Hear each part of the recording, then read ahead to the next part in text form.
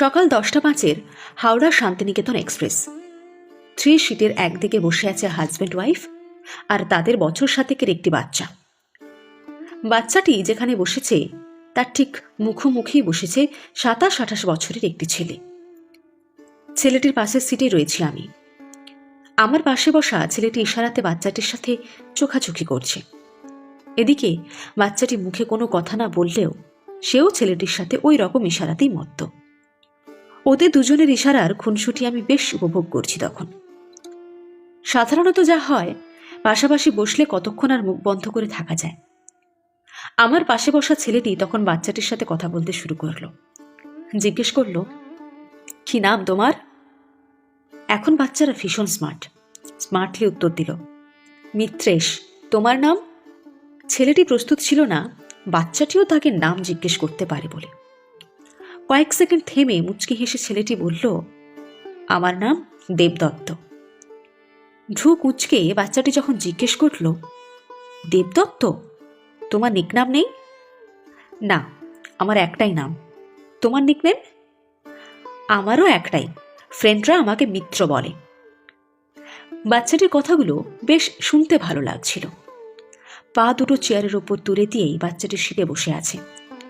Window সিটে যেহেতু বসেছে, কথা বলছে ঠিকই, তবে বাইরের দিকে তাকিয়ে কি যেন সব দেখে চলেছে। একটা অনুসন্ধিৎসু চোখ, ঠিক যেন সেই পথের পাঁচালীর ছোট্ট অপু। বাচ্চাটি ততক্ষণে ছেলেটির সাথে বেশ ভাব জমিয়ে ফেলেছে। মাঝে মাঝে আমার দিকেও তাকাচ্ছে। ও চাইছে আমিও কিছু কথা বলি। আমি অবশ্য চুপ করেই ওর কথাবার্তা মন দিয়ে শুনছি। বাচ্চাটির পাশে বসে ওর বাবা মা নিজেদের মধ্যেই তখন কথা বলছিল।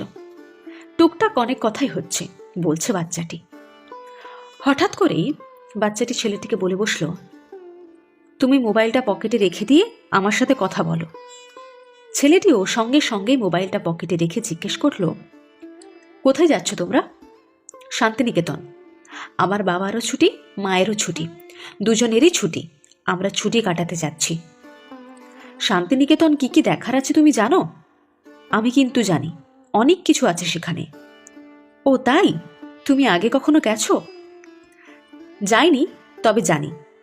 আমার মা বাবা দুজনেই বলেছে অনেক সুন্দর জায়গা। বুঝলাম। কল্পনেত্রে অপুর মতোই বাচ্চাটি কল্পনাপ্রবণ। বাচ্চাটির সাথে কথা বলতে বলতে বাচ্চাটির বাবা মাও এবার এই ছেলেটির সাথে গল্প জমালো। কোথায় থাকে, কি করে, ইত্যাদি ইত্যাদি প্রশ্ন। এবার ছেলেটি জিজ্ঞেস করলো, আপনারা দুজনেই বুঝি জব করেন? ভদ্রলোক বললেন, আমি ব্যাংকে জব করি। আর বৌদি, আপনিও কি ব্যাংকে? ভদ্রমহিলা কিছু বলার আগেই ভদ্রলোক উত্তর দিলেন, বললেন, বৌদির অফিস বাড়িতেই। ছেলেটি কি বুঝলো জানি না, একটু থেমে বলল, আমি ভাবলাম বৌদিও জব করেন, তখন আপনার ছেলের সাথে কথা বলছিলাম। ও যখন বলল বাবা মা দুজনেরই ছুটি, তাই ভাবলাম বৌদিও বুঝি জব করেন।